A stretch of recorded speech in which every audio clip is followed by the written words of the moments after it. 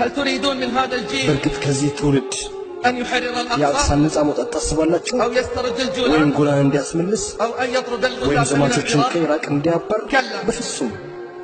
هؤلاء እነዚህ سيكونون قنوات የጠላቶች عبور መሻገሪያ العدو ቻናል ይሆናሉ وألعوبة هي በእጃቸው መጫወቻ وعبيد ባሪያ ይሆናሉ يشتاقون لمن يمسك ልጓማቸውን ይዘው بخطابه የሚጎታቸው لن ይናፍቃሉ ينصروا القضية ምንም አይነት ጉዳይ አይረዱ ولن يطلبوا ምንም حقا አይነት መብትን አይጠብቁም ولن يمنعوا كياسة ግዝነትን የማይከለክሉ ولن يحفظوا شرفا ክብርና ولا ሞገስን كرامة የማይጠብቁም أمثال هؤلاء እንደዚህ አይነቶቹ سيسلمون ለጠላት للعدو አሳልፈው ይሰጣሉ مفاتيح الفصول الأخيرة የመጨረሻዎቹን ምሽግ من ቁልፎች فصول الإسلام ከኢስላም ምሽጎች وسيرقصون معهم ከነሱ ጋርም ይደንሳሉ على الأوتار በክራርና በዜማ والألحان እንዲሁም بل سيتبادلون ከነሱ معهم ጋር ይሽቀዳደማሉ الكؤوس በመጠጥና وسيلعبون معهم ከነሱ القمار ጋር ቁማር ይጫወታሉ نعم هناك አዎ منافقون እዚህ ሙናፊቆች አሉ وعملاء ቅጥረኞች ومنبطحون ወራዶች ومطبلون ጨፋሪዎች لكن ነገር ግን